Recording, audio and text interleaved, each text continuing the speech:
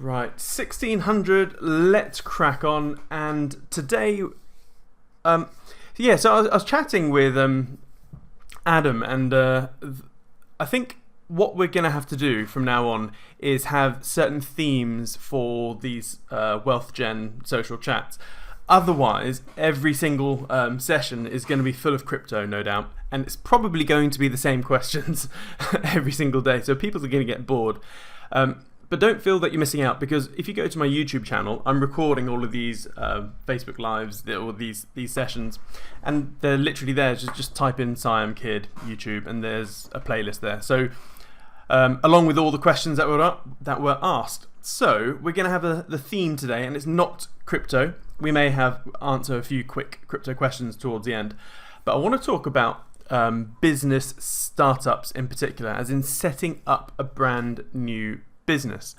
Again, I'm going to open up the floor in a teeny weeny bit, but the first one I really want to touch on is a thing that I come across all of the time. Now, because I'm an angel investor and / have a private equity firm, etc., I get pitched a lot, as in probably in my personal email or inbox. Probably once a day I get some sort of pitch saying, hey, I've got this startup, just need some money, and it's going to go boom.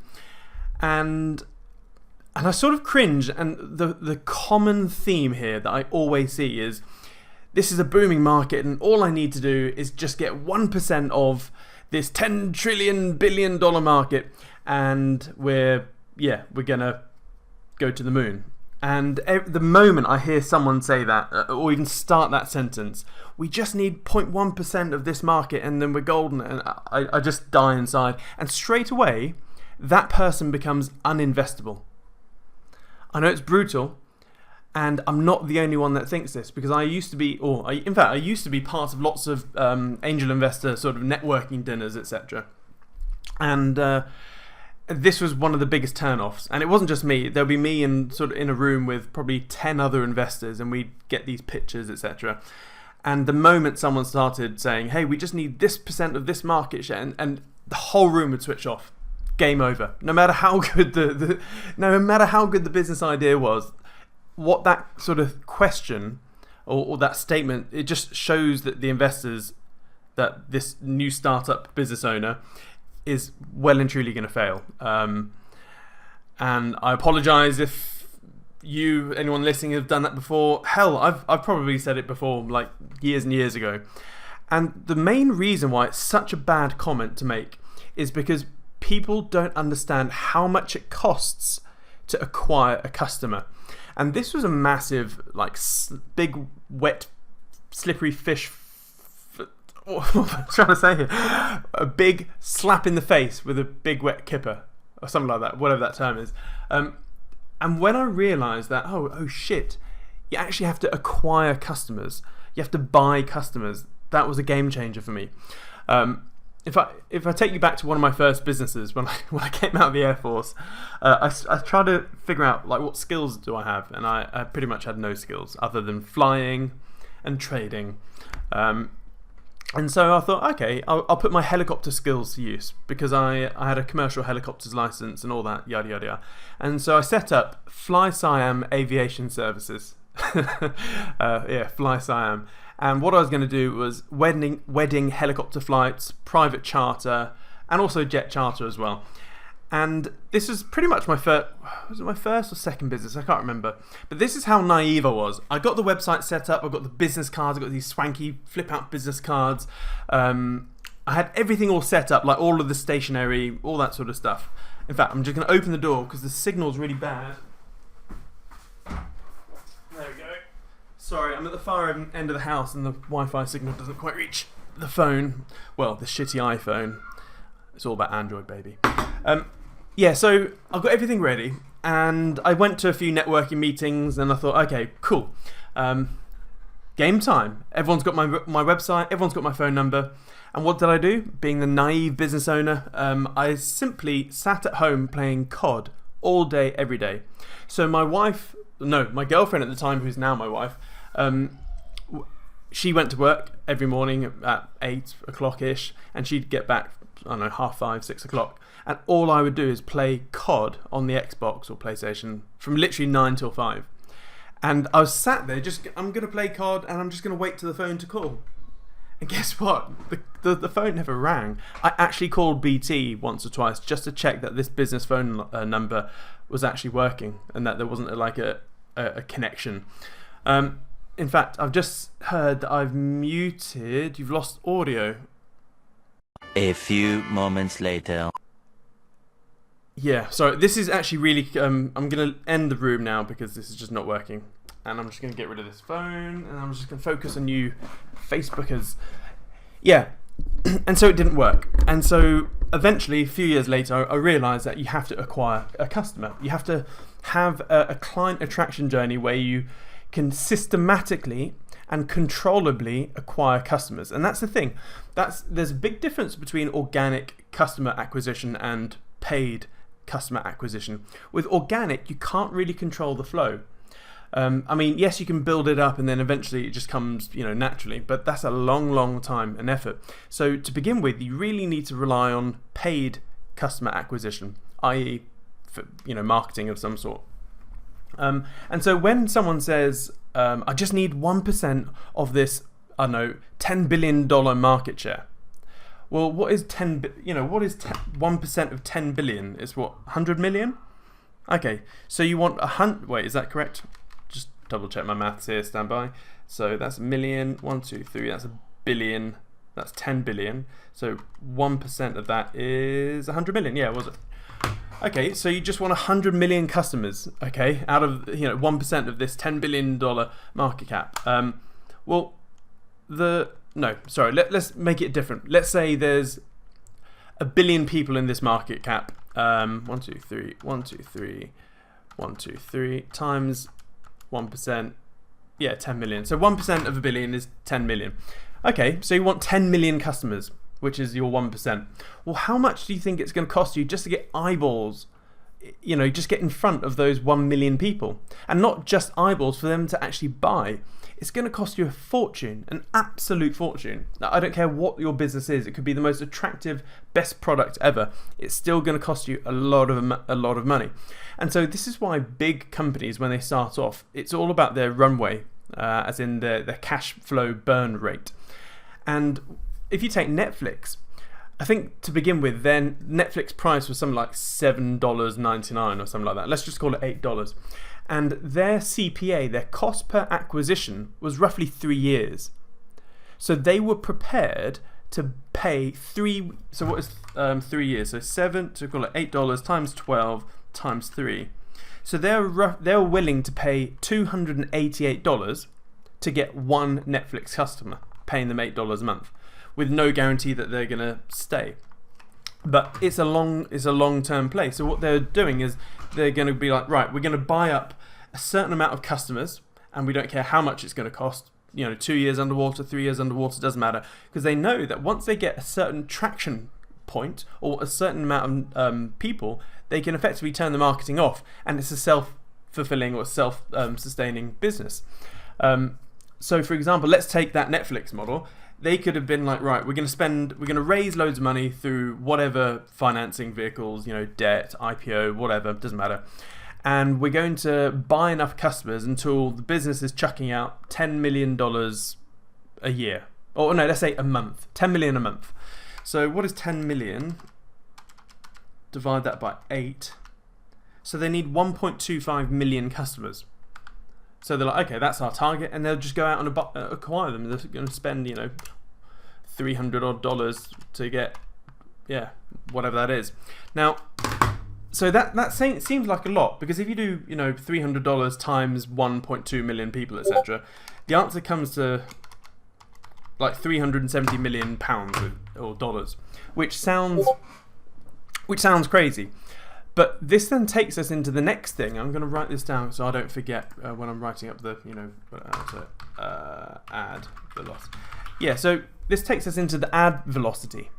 So ad spend velocity. So this is basically how quickly can you recycle a pound in your ad spend at the end of the day. So what you don't do is you put £1 in marketing and then it just stays there for a whole year. I mean, mind you, it depends on what you do.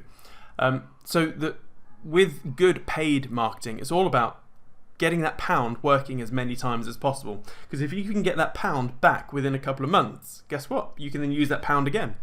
And so let's say you had an ad velocity of 2. So what this means is that over a year, you can use the same pound twice. So what that means is it has a 6-month lag. Put it in over here, and then 6 months later it comes back. You can put it in marketing again, and then 6 months later it comes back. So you have an ad velocity of 2. Now, so what this means is if you got £1 doing £2 worth of budget, going back to this $375 million ad spend, what this means is that with an ad velocity of 2, you only need $187 million in ad spend. But what if it was an ad velocity of 6? All of a sudden, you just divide whatever marketing spend by 6.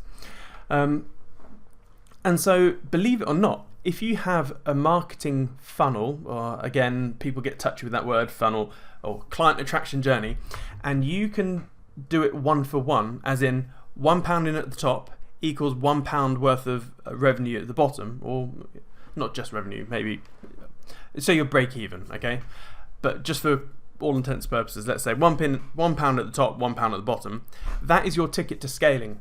Because what this means is that, yes, you're spending a lot of money up front to get a whole bunch of customers, which are not making you any profit whatsoever, but you can then recycle that pound over and over again. And then that's where the back end of your business comes in. So this is a very long and shoddy answer to that 1% thing. But long story short, never, ever, ever go, I just want 1% of this big market, because it's not going to happen. It genuinely is not going to happen. And as I've said, like with the WAP, if you're not familiar with the WAP, go to 𝗃𝗏𝗃.org. In order for me to get a free trialer, it costs me anywhere, and I've got it down recently, but it's anywhere between £30 to £100 just to get a free 30-day trialer. It's absolutely nuts. So yeah, and also I've never ever seen a business forecast on a spreadsheet come to fruition. Ever. Never ever. Not even mine. Not even when I'm being really pessimistic on a spreadsheet, going, oh yeah, next 2 years I'm going to do this. 2 years later, shit, that spreadsheet was useless.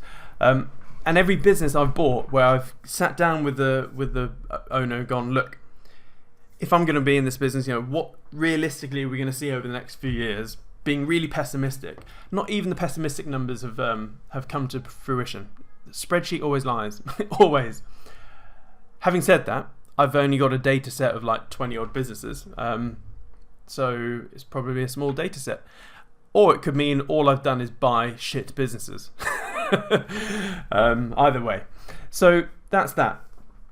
Now, the other thing, I wanted to cover a few things actually today. So the other thing is, oh, you can't see this. I'm going to have to explain it, damn it. But basically it's the folly, the business idea folly. So everyone thinks that they have to make or come up with $1 billion idea, which is just poppycock. You do not need $1 billion idea. You don't even need a $1 million idea or whatever.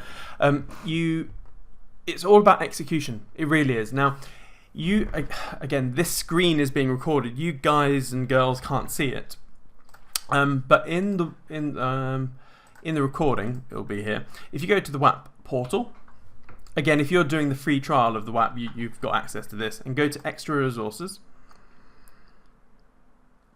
Come on, internet. And then you've got a whole bunch of different things here. So here, the biz idea and execution folly. You can then download that, and this is what it is. And so basically, there's a bunch of okay, I'm going to have to explain this a little bit. I'll move this to another screen. So you're actually thinking of this is not going to work. This is just going to confuse everyone. But long story short, it's your idea times your execution divided by your marketing budget. So, oh man, I should have thought this through. You can't see my screen. This is going to be impossible. Okay, I'm going to have to make a YouTube video for that. Let's move on. In fact, this then screws over my next point, because I'm going to then talk about a biz checklist, but you can't see what's on the biz checklist. So let's open it up to questions. I've been rambling on for 20 minutes now. What questions do you all have? Remember, this is a non-crypto session today. Okay, so Jason Jones said, perfect. Had questions about Facebook advertising. I'm working my way through the web. Oh, nice one. Currently getting costing sorted to figure out my hook for adverts, but there isn't anything out there that talks in detail on how to go about creating an ad. Can you advise any books or best practices in order to start with on Facebook ads? Yeah, it's a tough one. It really is. So I'm not a copywriter. I've managed to grow all my businesses doing the ad spend or the adverts myself. So that's a good thing. You don't need to be a master word wizard. At the end of the day, you have to understand your goal for each level. So a lot of people think that, right, the Facebook ad or the sales letter you send out in the post is there to sell, but it isn't. Everything in business is just moving someone to the next logical step. Okay, so imagine your Facebook ad is right at the top over here. What's the next logical step? Okay, so it's not to sell, definitely not to sell. So all you want someone to do with a Facebook advert is to click it. You want someone to click the video or click on it to go to your website. Okay, so everything about that advert needs to generate enough curiosity so the person clicks it. That's the goal. You're not selling anything here. You just want them to click the frickin' advert so they go to your landing page. Right, you've landed at your landing page. What's the sole objective here for the landing page? Now, it depends, obviously. It could be a sales page and you are trying to sell something, or it could be an opt-in page where you're trying to get them to opt in to a lead magnet or something like that. But it really depends what your objective is. Now, if it is to sell, let's say you drive them to a sales page, then again you've got to go through that ideology or logic the same way. So they land. What is the first thing they see on the landing page? That's what we call above the fold. So everything you see on that website, without any scrolling, that's called above the fold. Now everything above the fold has to be to get them to scroll down. Okay, so it's just mini steps. So the headline is only there for them to read the subheadline. The subheadline is there to guide their eyes to the picture or video or then to the first paragraph. That paragraph is only there to get people to read the next paragraph. So if you do this all correctly, people will then scroll down. Sweet. Okay, they're now scrolling. And everything they read needs to keep them scrolling so they opt in or buy, etc.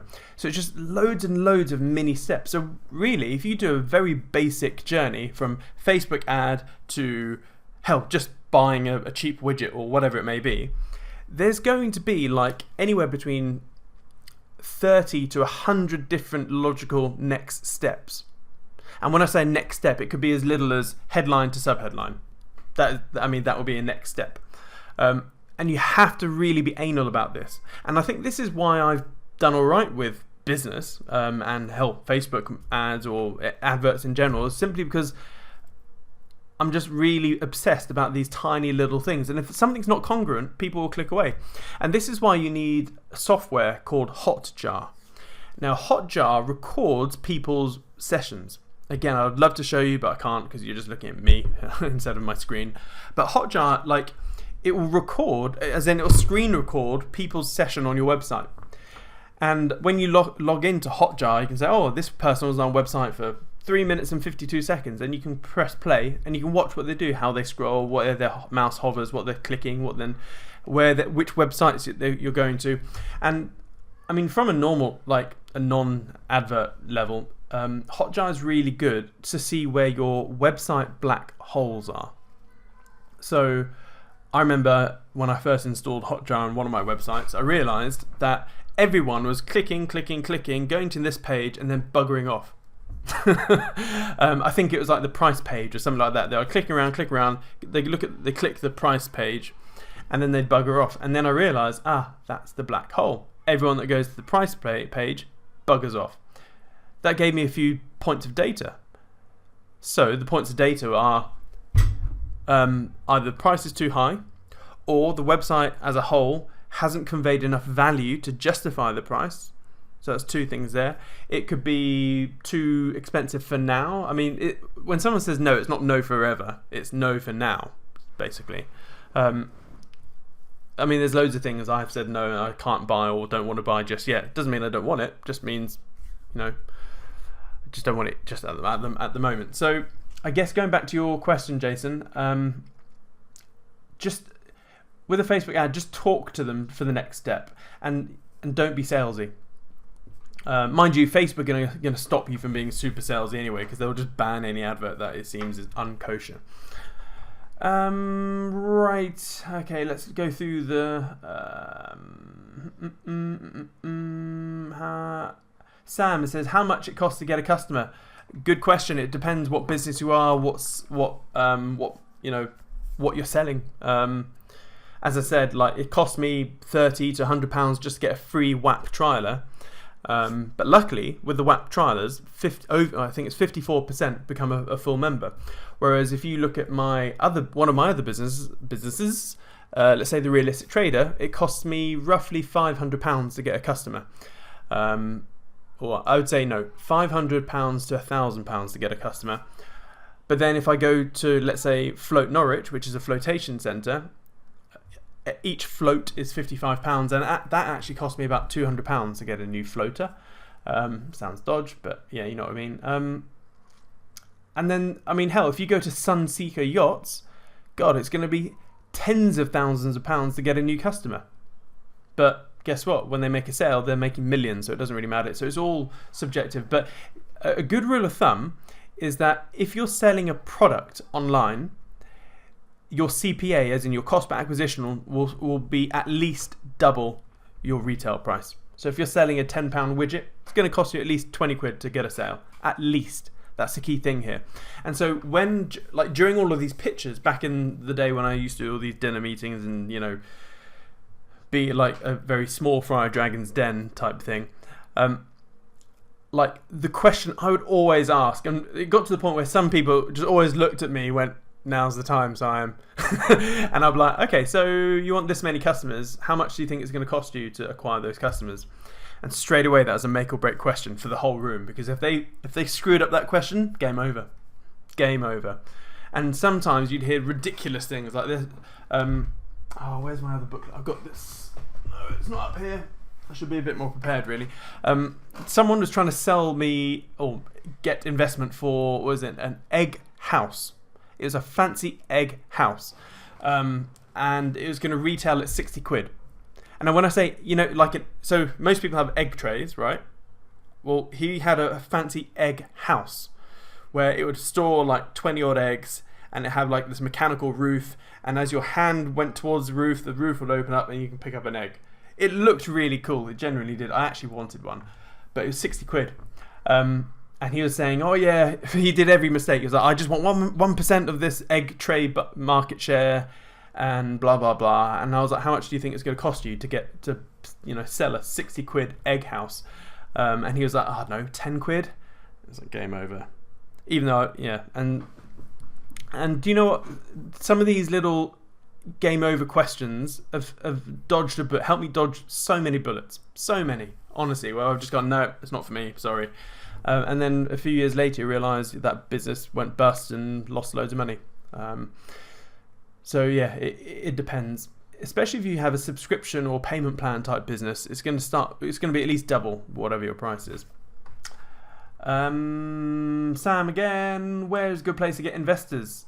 Oh, these days I don't know, because there's no networking dinners and stuff like that. I think first of all, yeah, you're going to have to network somehow online, whether it be a LinkedIn or whatever, but you need a pitch deck. So you need like a 7-slide pitch deck. No one can be asked to read like a 10-page business plan or anything. So if you just had 7 very simple PowerPoint slides, or just PDF, like pages, with big writing, no big lines of text. If you can't convey the whole business idea and the business proposition in 7 pages, you know, in big font, imagine like a 70-year-old person reading your, you know, PowerPoint, or you're looking at your presentation from across the room. It needs to be, you know, you can't have normal paragraph writing and they're never going to read it. So once you have a pitch deck, then you just need to go around and, you know, to be honest, I don't know actually. Where is a good place to get investors these days? My default answer is normally, yeah, go to all these networking dinners, but I suppose there's some online these days, but I guess you just got to shout about it on Facebook, YouTube. Yeah. So, Peter Walton, it makes me uncomfortable having a watch the wrong way round. Huh. Yeah, it's funny you said that. I've actually broken 3 Breitlings in my life because I wear it like this. And I'm always like, especially when I had a gear car, I used to always hit it on the gear lever and stuff like that. I think I got it when I was going through officers training, like when you're carrying the rifle, your hands like that, and so it was just a lot easier to see the time, just like that instead of and yeah. So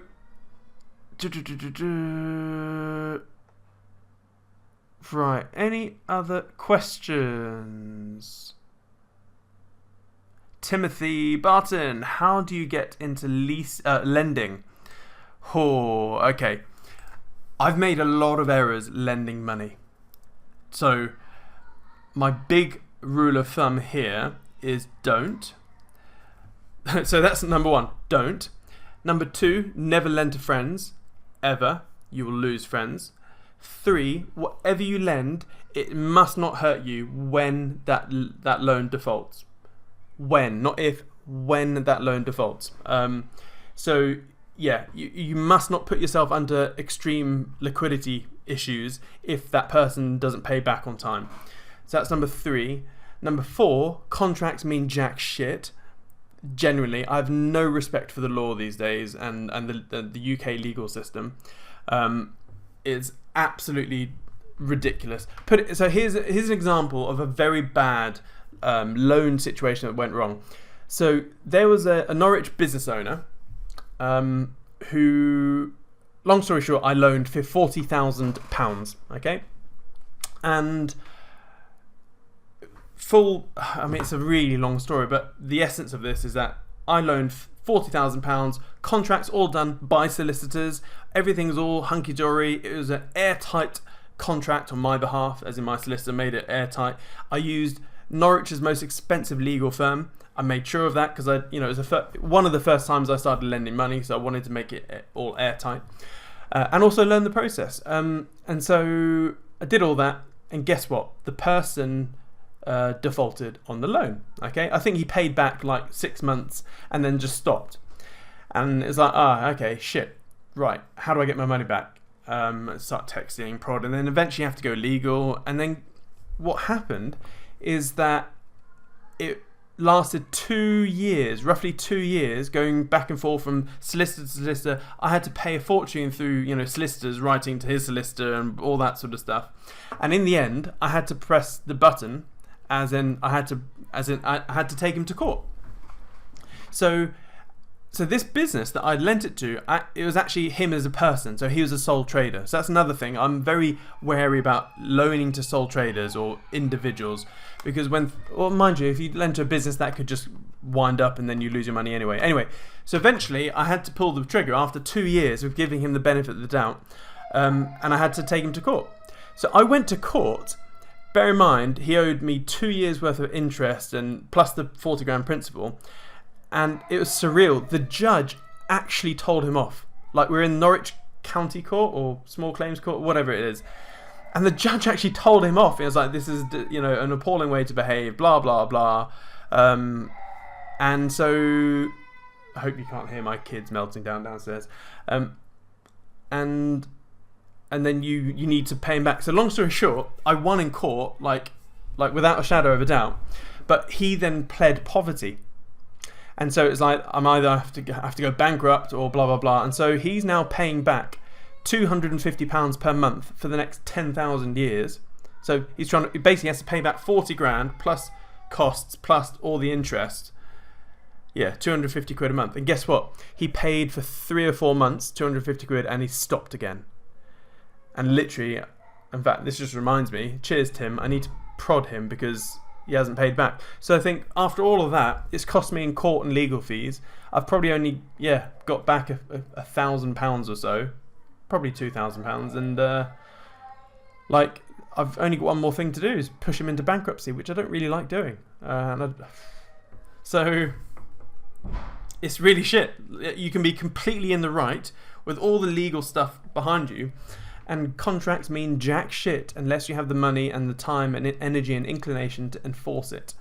So yeah, he's got a 40 grand loan for free basically, which is a shame. So yeah, in terms of lending money, it's hard. Now, that's the horror story. Now the good way, or the way I do it now, is I lend to businesses that typically don't really need it. I know it's a bit of a weird one. Like, why would a business that doesn't need money take a loan? Or the thing is, there's lots of businesses out there that do. Hell, I don't need the money, but I will always take money. I will always borrow. Always. If I can borrow under 15% APR, I won't even hesitate. And because my key skill is capital arbitrage, like, I know I can make more than 25% per year, like with my eyes closed, easy. And I'm pissed off if a business doesn't grow 50% in a year. And so why wouldn't I do that? Why wouldn't I borrow at 10, 15% and then grow it at 25 or 50%? It's simple maths. And so what I tend to do these days when I lend money is I will lend it. So mind you, I have very high fees. So if I am going to do this, I need it to be worth my while. So I will lend a minimum of 50 grand, and it will be 15% APR for the first 2 years. But then they have the option, and it will be interest only, by the way, interest only repayments. So I'll give them the 50 grand or 100 grand or whatever it is, and it'll be interest only repayments at 15%. So what is that? 15% on 50. Let's work this out. 50. So it's 7,500. Divide that by 12. So this company would get, 50 grand, and they'd only pay £625 per month. And so it's very cheap to borrow. And then at the end of the 2 years, they either have to pay all the lump sum back, which will be great, or they have an option to roll it over for another 2 years. But if they take that option to roll it on for another 2 years, the APR goes from 15% to 20%. So that way, so I have actually got a whole bunch of, well, not a whole bunch, I've probably got a small handful of companies that I've loaned to. And look, 𝗀 surprise, most of them have rolled over after the first 2 years, and they're paying me 20% per year. So, and at the end of year 4, they have to pay back the full sum. Otherwise, I'll then have to get legal, which I don't like doing. But on the flip side, so here's a silly thing. So on one hand, I'm lending money and I'm making anywhere between 15 to 20%. And I am very hesitant in doing that because I don't really like 15, 20% APR because it's a bit slow for me, because I could grow it faster with help. I could just put that capital into crypto and we'd do better than 20% a year. But anyway, so we've got a whole bunch of some money lent out like that. But in terms of borrowing, I will borrow anything on the other way, sub 15%. So if anyone's listening here and you've got, you want to lend me money at 10 to 15%, I'm all open ears. So that's that. Amanda, when you started MFP, My Fairy Pen Pal, how far in advance did you have your content planned for? I think Ellie only wrote out the first 3 months. So, yeah. And then as soon as we started getting did 3 months, then we started trying to get our first customer. And once we got our first Fairy Pen Pal, then it was like, shit, okay, we now have a 3-month buffer. And we try and maintain that 3-month buffer. That way you don't have to spend years writing out stuff for, just in case no one likes it. Peter, do you still invest in silver and other precious metals? No. I bought thousands of ounces, between 2009 to 2015. So I'm just sat tight, ready and waiting for $500 silver, or even $1,000 silver. Ray Kroc said, contacts are like hearts, they are there to be broken. Yeah, I know. So Tim, how do you find the companies? That's just networking, literally. I don't know who said it, but it's stayed. This will be the last point because we've gone on for a bit here. What was the quote? Yeah, if you want to attract drug addicts or crack addicts, you need to look like a crack dealer. Okay? Now, I didn't get this saying to begin with, but I'll say it again. If you want to attract crack addicts, you need to act and look as though you are a crack dealer. Okay? Now, let me explain that. So what this means from a mergers and acquisitions point of view, or if you're trying to find companies to lend to, or hell, yeah, to lend to, what this means is you need to appear as though you're a crack addict, and all these companies are crack addicts. Yeah. Oh my god. Long story short, if you go to a business networking group and say, hey, I'm an angel investor, I've got a pot of money, and I'm looking to invest in businesses between this criteria, blah blah blah blah, in this sector. If anyone here is within that, or you know anyone that's looking for investment, let me know. So that is the equivalent of being a crack dealer in a room full of crack addicts. Now, every business pretty much is out there, has open ears or open eyes for investment. And so what I did in 2015 when I started doing mergers and acquisitions and stuff like that, I just went to loads, like hundreds of networking meetings. And at most of these networking meetings, you have like a minute to say who you are, what you do. And I'll be like, hi, my name's Siam, got a couple of businesses, and I've got a pot of money now, and I'm looking to buy some businesses between criteria. If you know anyone, let me know. Simple as that. And like I said in the previous session, I think yesterday or the day before, whenever you do network, don't be a sleazy salesman. Just go there to make friends. So, hope that makes sense. Sorry about the tech kerfuffle, and I will see you all soon. Again, this is all being recorded. It's going on my YouTube channel, so check it out. Thanks, folks. Toodles.